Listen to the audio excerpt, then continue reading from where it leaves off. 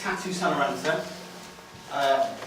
He is currently the principal engineer at Salesforce.com. He's got a very strong background in terms of, he was a top engineer at Sun Microsystems, as well as a top engineer at Amazon. He's also the author of the world's fastest Java XML processes. So that's parsing XML as well as producing XML. They are the Woodstocks and Alto XML processors. He's also the author of the Jackson, the Java Jackson library, which processes Java, JSON, as well as XML. That's a very popular tool, popular set of libraries. If you are a Java developer, it doesn't matter what you're using, Spring, RESTful things, JBoss, you are probably using some of his code somewhere. It's just compiled in all of these, frameworks that, these common frameworks that people use. So let me introduce Tatu. He's our first keynote speaker, and yeah, the floor is yours, Tatu. Thank you. Okay, thank you, Charles. Yes, so welcome everybody. Good to see pretty much full house here. So when Charles asked if I was interested in speaking here, my first thought was that, well, certainly, I mean, it's good to come here, great timing and time of the year, see in London. But the only problem I had or concern was that what to talk about. And after thinking about that for a while, I realized that it's probably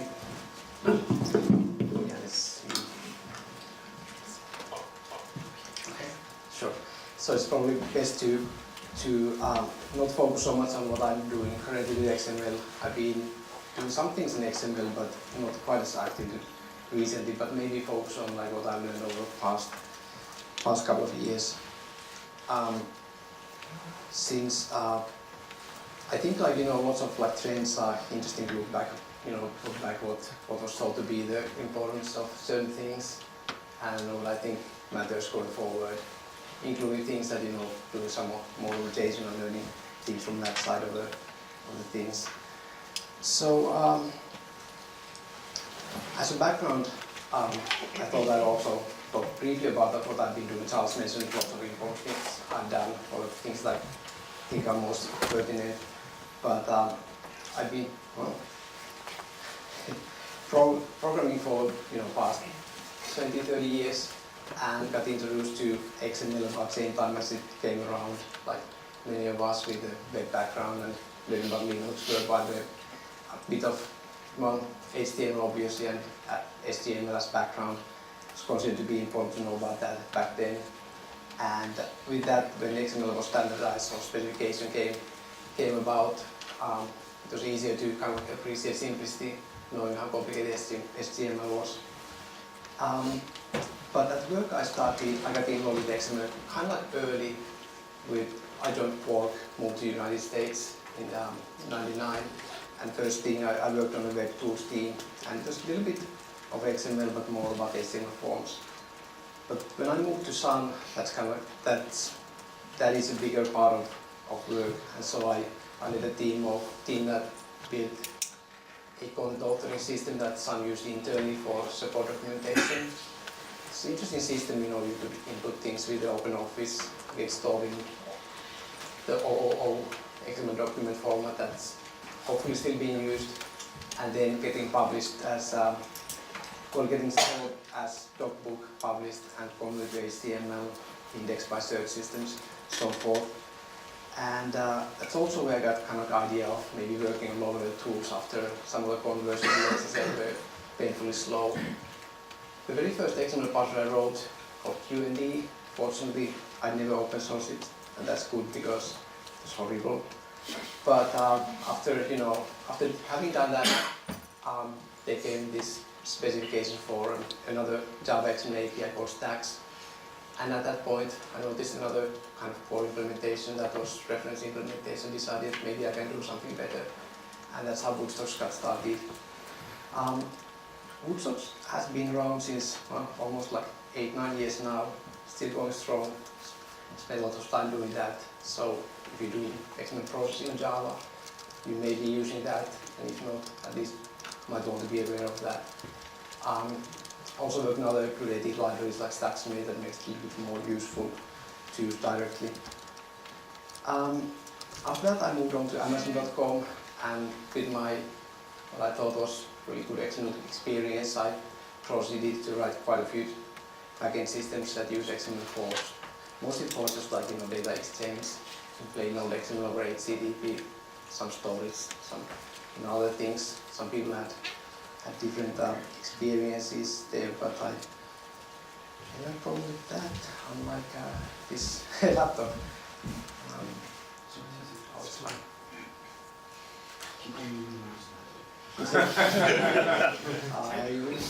Yeah, that's the usual engineering way of I try to do that. Okay, so after that, in 2008, I got, I hadn't used XML for a while, read about JSON. JSON had been around for a couple of years also, but it was kind of slowly people started getting interested, but I think that at that point it was still thought of mostly as JavaScript, people using that for their toy stuff. And I looked at the specification, it looked refreshingly simple, and once again thought that maybe I can do something. And compared to writing an XML parser, it's really easy to do JSON parser so that you can actually use your time and effort on doing something above just parsing a generation piece. So Jackson is an interesting library in its own right. I'm not going to talk too much about that. I also continued with the XML work on some other aspects like Alto, which that's so-called asynchronous or non-blocking parsing, which may be important for highly concurrent systems, especially on Java. Basically, it just means that you can decouple the processing from being blocked by a single thread model. And the downside is that at least on Java, writing one part like that is very involved. So it was a good project for spending about close to a year of my time, my hobby time, not work time. But it's still around, so if anybody wants to or has use case where high level of concurrency of thousands of connections and kind of low rate interactions are going on like high scale proxies or stuff like that, it's a useful thing. It also happens to be very fast in blocking mode, but it's kind of secondary thing. And finally, final note about kind of like my work in this area is that with the Jackson I started with JSON, but after a couple of years I figured that it's actually possible to do most of the work with Jackson is really above the low level, meaning the data binding is the focus, and data binding XML, JSON, CSV, almost any data format, there's lots of commonalities, so I've expanded it to also allow you to work on XML to some degree, so if you start with JSON you may want to expose XML interfaces, that's actually a reasonably good option. And last thing is that also working a little bit on mobile platform on Android. So quite a few people have to, decide to use XML because of lots of standards that exist. And actually I think one of the collaborations I had has been with the public transport systems. So there's like good XML specification for data format to be used for publishing your bus routes and timing information. And so client on natural clients are mobile apps, and that's where there's more interest both for JSON and XML. So enough about me. So a couple of disclaimers, just in case you came here to think about this as kind of like a tips and tricks session. No, it's kind of philosophical and a little bit more high level. Another thing is that I'm focusing on so-called data-oriented XML processing and not so much markup or document-oriented thing. Main reason for that is that really XML works pretty well in the markup space, and as importantly, I haven't really worked in that space for like 5-6 years. So I think I better listen to others talk about that and not comment too much. But I mention this because some of the claims I make really make more sense in the data context than in markup. And yeah, I don't know necessarily all that much about what goes on with the XML standardization process. I'll be looking forward to learn more today. So here are like 6 areas I'm hoping to talk about. You can read about those. I'm not going to go over them yet. The idea is just that these are controversial maybe titles, that's intentional. So I'm not necessarily arguing about how things have to be or should be, but I think that some of the things have changed how people perceive things, what makes sense, what doesn't make sense based on actually doing things.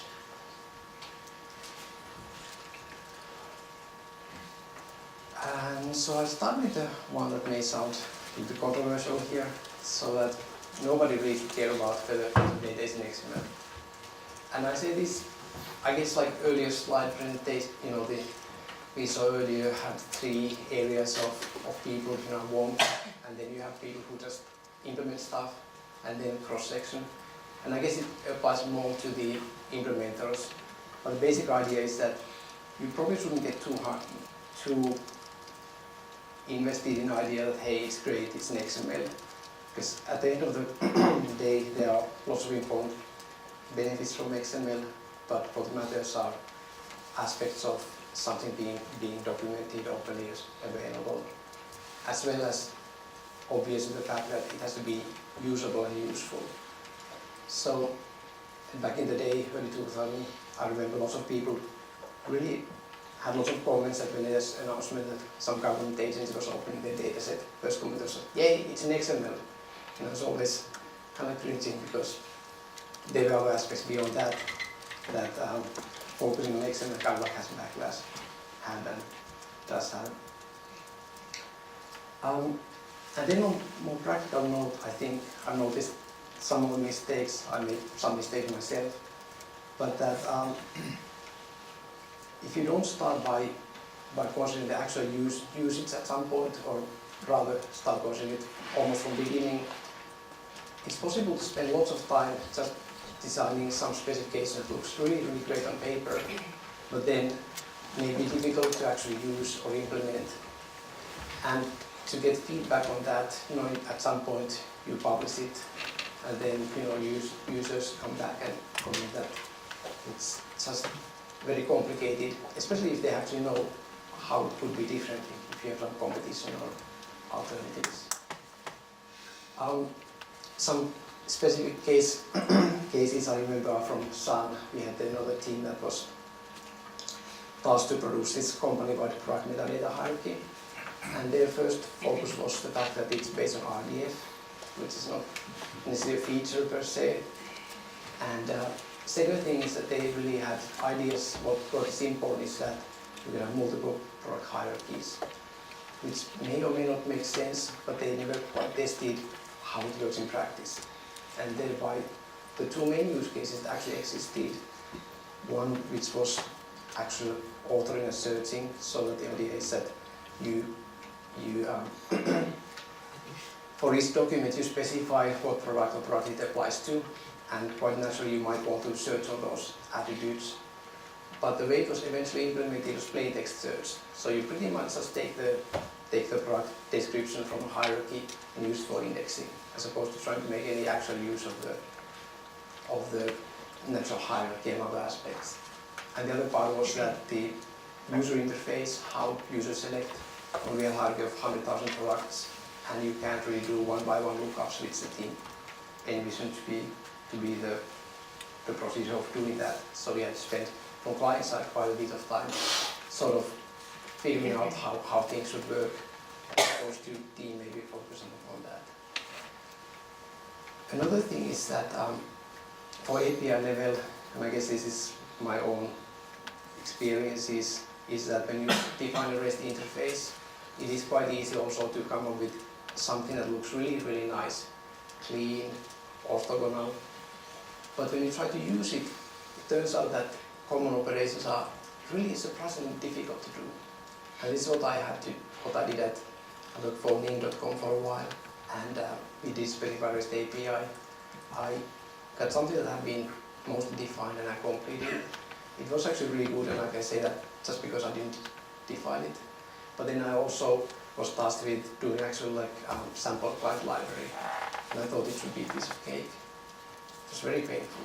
So I think it's obviously you should eat your own dog food if you offer it to others.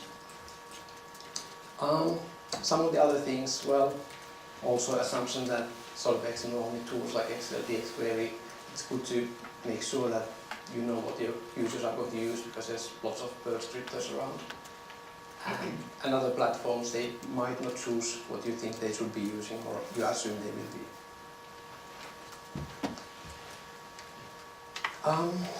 Second thing I'll talk about XML schemas a little bit later on also, but I'll start with my rant here about the validation aspect. I think XML validation can be useful, but then there are two problems that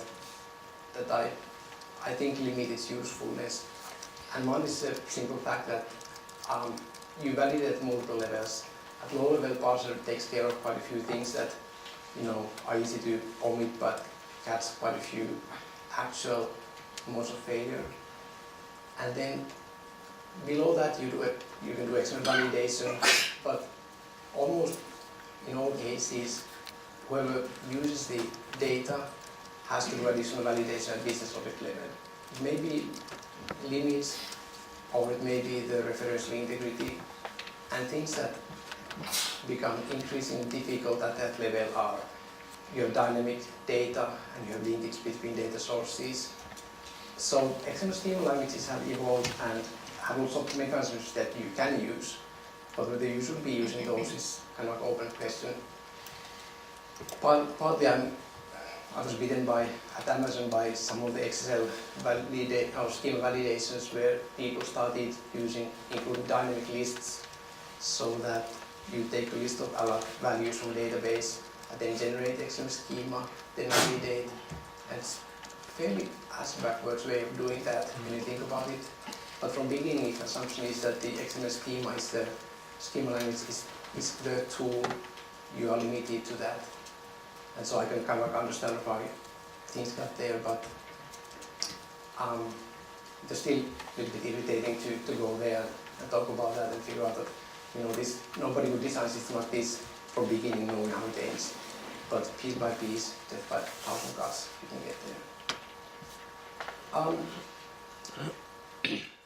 Another sort of philosophical question also is that, do you really want to validate at data format level, which is a little bit more physical than your data model itself? So I guess my point is just that with XML schema validation, a little bit goes a long way, and it's good to keep in mind that that's not the only way to do it. So evaluate it as one of the options.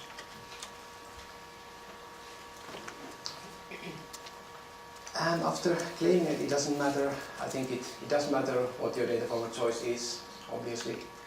And I think that the benefits of using XML are quite close to those that JSON would have or any other textual data format.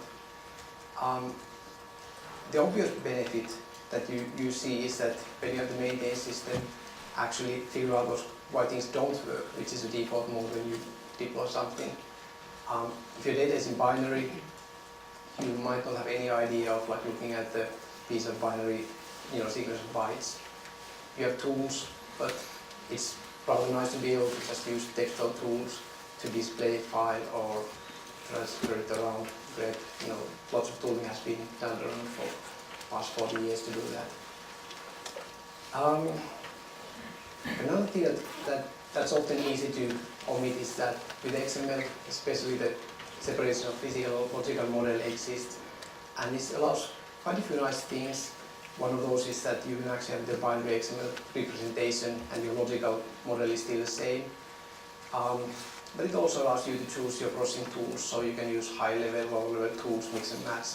And most binary formats actually do not expose that. They're kind of black box where you get what you get at certain levels that the authors decided to be. It's not necessarily fundamental thing that they do, but it tends to be that with binary people just do not realize the layering, how important layering can be.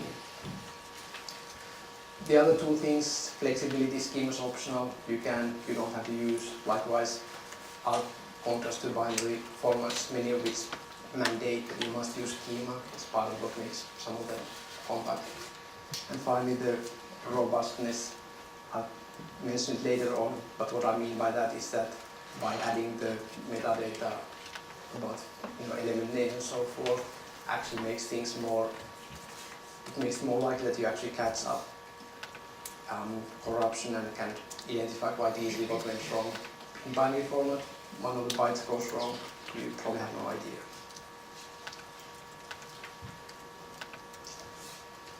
Second thing I thought I'd try to do is a rough order of importance. Not necessarily beyond first couple. One of my pet peeves has always been that DOM has been sort of overrated.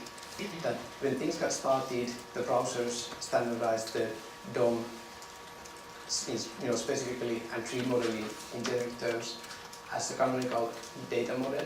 It's useful in that sense that you start thinking about things, that's one way to think about the data, but it's not the only one. So I think that it constrains people a lot by thinking that talking to developers about performance and other aspects, it's surprising how many people assume that DOM is always involved. It's always intermediate tree that's being built in memory that can be fast. I mean, it probably won't be. And the thing is that that's the reason why it's not done in many cases. So, amount of overhead, there's plenty of that because the way it's done is XML centric and has to retain the whole information set. So this may or may not be a problem in browser use cases. It probably wasn't and isn't. For other things, for big data, it becomes just overhead baggage that there's no reason to pay for. Another thing then is that I said it's XML centric, which just means that you operate it as viewing it as data format, and it kind of doesn't add much value beyond just the immediate mapping to long-well data. So, if it doesn't give you like more expressive power, then it's also questionable whether you want to operate at that level.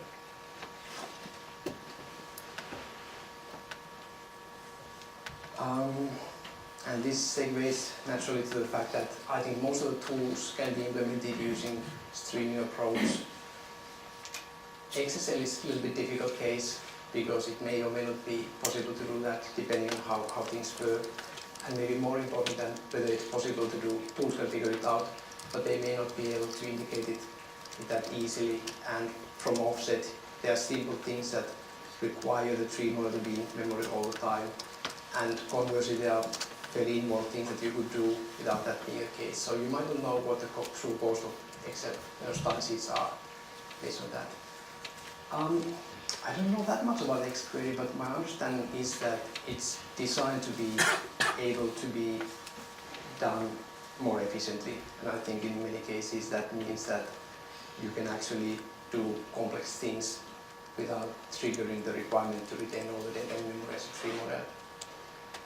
About data binding, I do know that most modern tools anyways, just take the streaming sequence of tokens and bind it to data and absolutely do not create the tree model, which leads to the fact that they are usually twice as simpler and faster than just building a DOM tree. So if you have in Java, for example, POJOs, that's usually the most fastest way of getting your data into some other format than just sequence of events or tokens.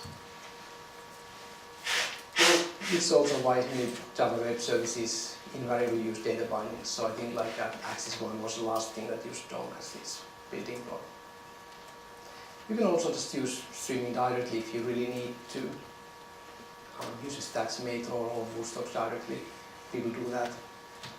And I've noticed that mobile app developers especially are kind of like performance sensitive.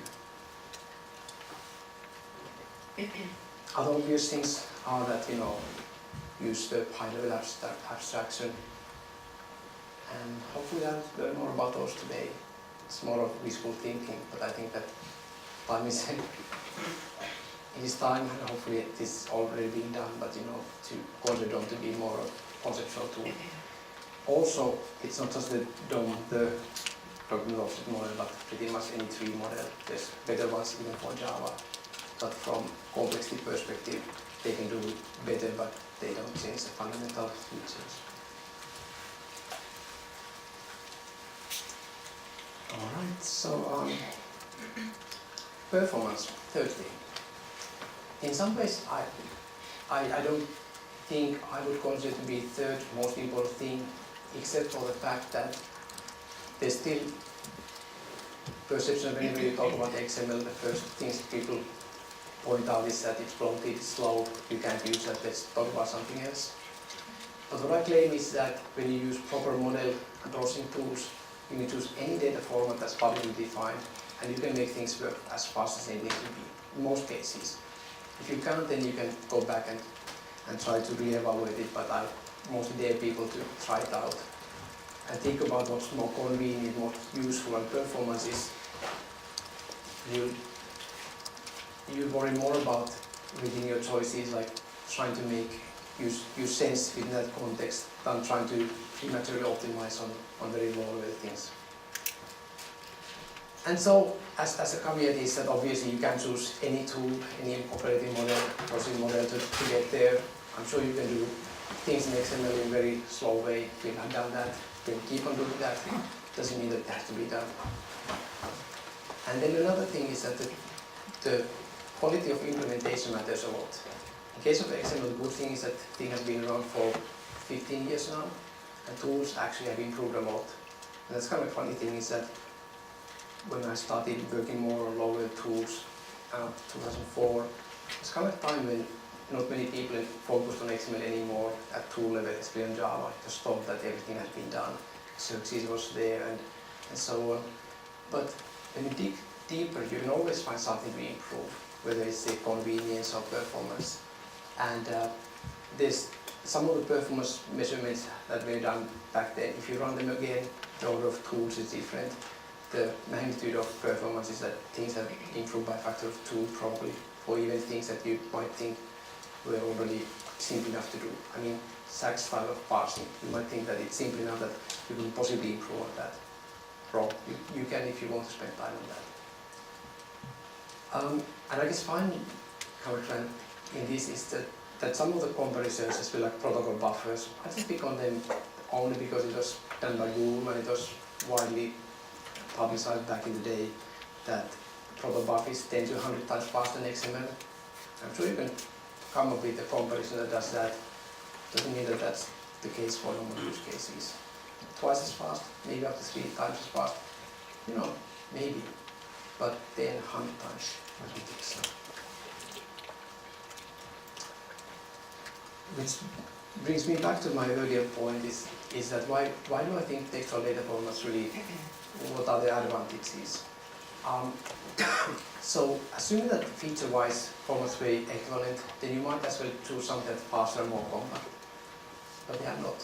So here I'm kind of repeating the same points, but it's true that you spend typically as much or more time, or company spends, or a group of people to diagnose, troubleshoot, fix, maintain any system than to write it in the first place. And I think that is where textual formats such as superior. I mean, I know some people who can debug with your binary data formats and do it after spending months to implement, but those are usually people who actually write parsers and generators. I don't think anybody else should have to learn what the bytecodes mean. Brittleness, earlier point, in binary data formats, you lose 1 byte, you may lose the whole data. Similarly for schemas. And the interoperability is one of the things that's not always mentioned. On some platforms, some languages, working binary data is difficult. JavaScript, I don't know whether there's still a way to use access binary data from standardized JavaScript. May or may not be. I'm sure browsers have extensions. But waiting for browser vendors to support your data format is not a good strategy. Oh, compared to XML and JSON, which are natively supported already. And yeah, I think everybody knows XML is slow, but those comparisons usually are not done necessarily apples to apples, or to try to actually measure how things work or convenience. And same goes with the big data size. XML is verbose, there's redundancy. One of the upsides is that since there's redundancy and since compression algorithms are good at eliminating or reducing redundancy. It means that XML does compress better, generally speaking, so that the ratio of like data compressed XML to binary compressed binary data is much lower. It's also true that much of the data that gets passed around is textual, so you have string values and so forth. It doesn't really matter whether you use binary format or textual because it's still text at low level, and it doesn't go any. You can't shrink that unless you use compression, at which point compression itself is more important already than the data format handling. Okay, schemas. I'll go back to talking about schemas. So at first I complained about question the validation aspect, and now I'll go back to the second use case that for which schemas are probably more important, especially XML schema. So in XML world it seemed that assumption was that XML schema is the thing to use. So you may start without schema definitions, but you grow to use it to get more out of XML, and that's sort of irreversible. I don't think that's necessarily true, partly because there are certain things that you want to do without either having to define or use full schema. And second is that there are other ways to get similar information even if you need the data typing. And so these slides I should probably have switched around, but I guess it's interesting that the schemas came about from background of validation. So given a piece of XML, you validate whether it's true or false. All the restrictions schema imposes the document fulfills those.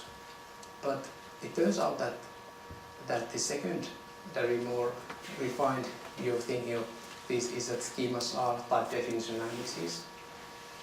And this part is more evident in XSDs. So DTDs, you can do much actual data, type definitions. It lacks lots of pieces to do that. But when SOAP came around, XML schema really became the more type definition language.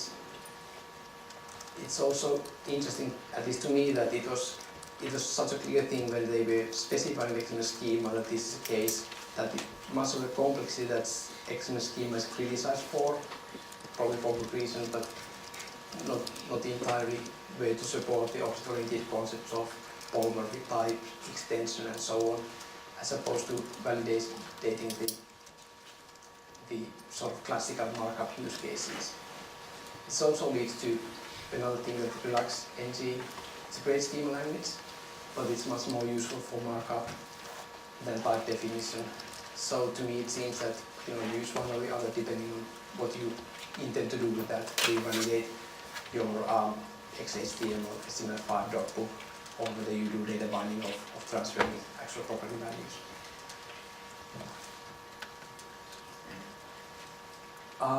And for this type definition use case, then I think that there's lots of other sources that you might want to use.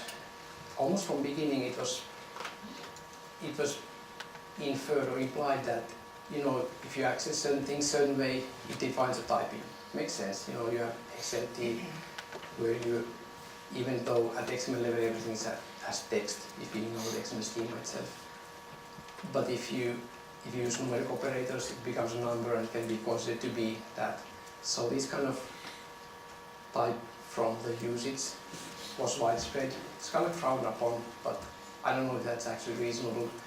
It makes complete sense that your usage can define it, that you don't repeat information that's presented when you process it. There are downsides to that, of course. I mean, it's embedded in code and so on, but it's a valid approach to consider. The other thing that I've been more working on is just that you already have these definitions. So you may not have XML schema, but you have the object definitions. You might have ideas from other sources, and you might as well consider those to be the sources. if you don't study the schema per se. If you do, you can go back and forth. In many cases, either generate your object definition from schema, which is done, or generate your schema from your objects to be shared with others who can then use it.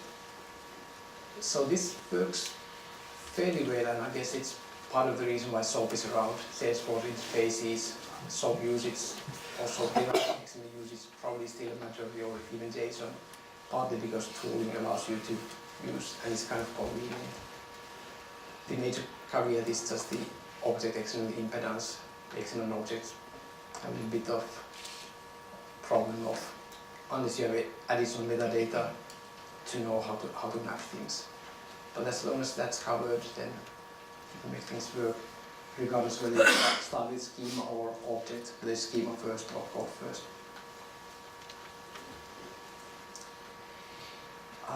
Then I get to, I think, number 5, complexity. And from the importance perspective, I think that actually complexity is probably the bigger problem than most other things like performance.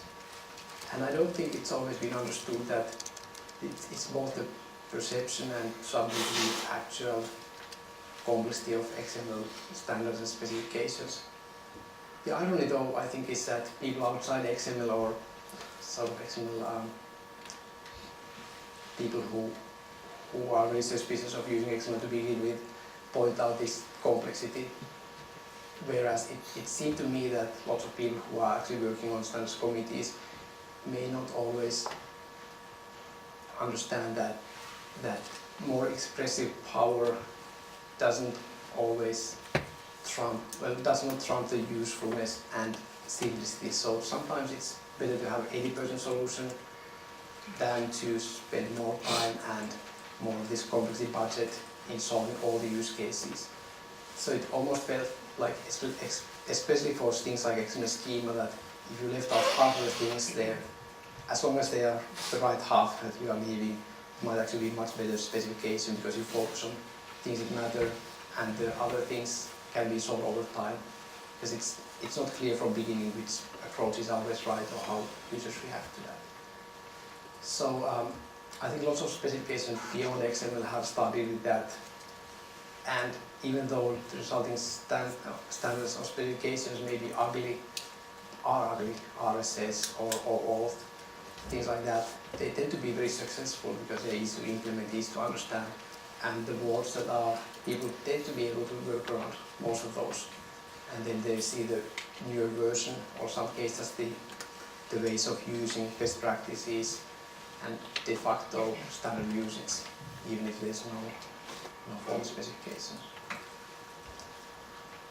Yeah, some of the things that when complicated XML specifications were presented, the comments often were along the lines that people just don't understand, they are just not, haven't spent time figuring out how it works to appreciate the beauty. I don't know. I mean, sometimes the first reaction is actually fairly accurate, so hopefully this is something that has been learned to appreciate the cost of complexity. Well, since XML has been known to be complicated at this point, whether it continues to be on so or not is unfortunately less relevant than the fact that people think it is complicated and doing XML is complicated. One of the stories I would like to share though is my favorite Excel misuse case. So at Amazon I was working on systems that operate on the product metadata, so third-party vendors submit their data feeds, and systems take it in, validate, clean it up, unify, try to figure out if the products actually are same. You have two vendors. Most data is optional, so you can mandate to have the UPC or any unique identifier. So you have a couple of fields that you take to be the truth, you try to reconcile and so on. And the thing is, the pipeline is very complicated, but by far the most complicated piece was a set of Excel style sheets that some of those tried to do cleanup, which wasn't the most complicated, but the ones that tried to unify things, having lookups from well-known data sets that kept on growing, was very complex, such that whenever new values were added, either manually or through database, you had to regenerate the style sheets, try to test, and I think it was exactly showing that something that hopefully started as a small hack, as some piece of functionality that served certain purpose of cleanup, maybe normalization, then mutated into this like jack of all trades, but it was one piece of function that you could actually modify. I think the access rights were such that somebody from certain maintenance teams had access to that, but not the code base. So all kinds of things that could be snuck through that were added, and the end result was very hard to maintain, especially by developers who didn't quite know. The original person might not have had good understanding of what should be done where, and then whoever had to debug that also didn't have the context. So I always think of this as sort of like, I can't blame XSL for this, but I just saw it to be one of the things that whenever I got involved, there's somebody started the idea that this is a great tool, I'll put it there and got abused.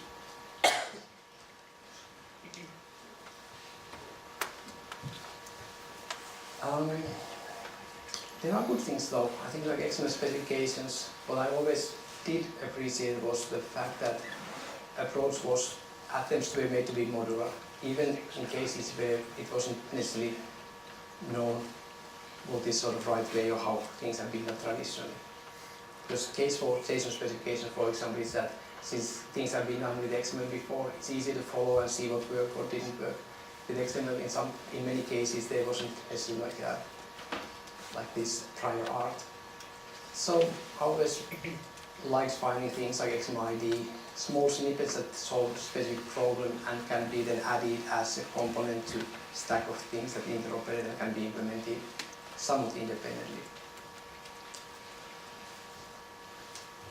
Another thing that often led to complexity, I think, was the thinking that it's kind of like not acceptable to use again non-XML tools, so that if you can solve certain thing with, like style sheets, schema, then you're not using enough of that and you should throw more of that. I don't think that makes sense. I think that you should keep in mind that in some cases going to other programming languages is totally fine. If, integration, you always have to integrate with something, might as well be other kinds of tools. You obviously should borrow from other places where possible. xQuery, I believe, did a very good job with this. Look at the SQL, what works, what doesn't. Decorative approach, I guess with XML, things are done to be decorative. Question then is that when do you know what are the limits of your approach? And the last thing, I decided I should add something about JSON. So the reason I got interested in JSON in the first place really was that when you start looking at that from the data-oriented use case perspective, transferring piece of data between two systems, it is simpler and yet more expressive. So without schema language, you do have small set, but usually sufficient set of scalar types, numbers, strings, booleans, nulls, and these are known from the just data. And it's surprisingly, well, it simplifies things quite a bit, not having to have methods of going from there. Same is true for structured types.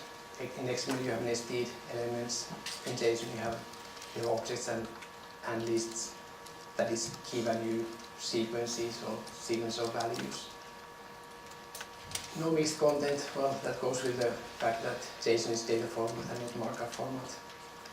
Anybody who tries to use JSON for markup just doesn't know what they're doing. There are people like that. But if you limit yourself to one side of the things, it makes life a little bit easier. Not having elements and attributes being different things, at first it is a simplification. If you don't need that distinction, why would you have it? I always thought that in XML it's a nice shortcut for defining things, makes sense. But in JSON, trying to, adding it there and having no use anyway, that seems nice. And all in all, when you think about the parsing being simple, you get done with that in about, depending on how much effort you spend, in a couple of weeks. I think with Jackson I spent 3-4 weeks doing the core parser and generator, and at first thought that that's all I want to do. I let other people build the tool of that. But the rate of other people doing stuff for me was very low, so I ended up continuing from that. And I thought it's kind of cool because with XML my plan always was to first do the parser and then do transformation tools and so on. But I never really got very far with that. With JSON I got much further, mostly because I didn't have to spend all my time doing DTD and entity expansion. But after doing this for a while, I realized that, and I think I wrote blog posts about this too, that in case of JSON, the definition is a little bit too parsimonious regarding features. First one is my favorite, my usual rant is that it doesn't have comments, and that's just wrong. They were even included initially, and I didn't know because I started using, JSON specification at point when comments were not in anymore. Afterwards I learned that yes, they were there, but no, they aren't anymore because authors thought that people were abusing comments by adding processing instructions. It seemed like a really big argument, but I guess that's author's right, is to make changes.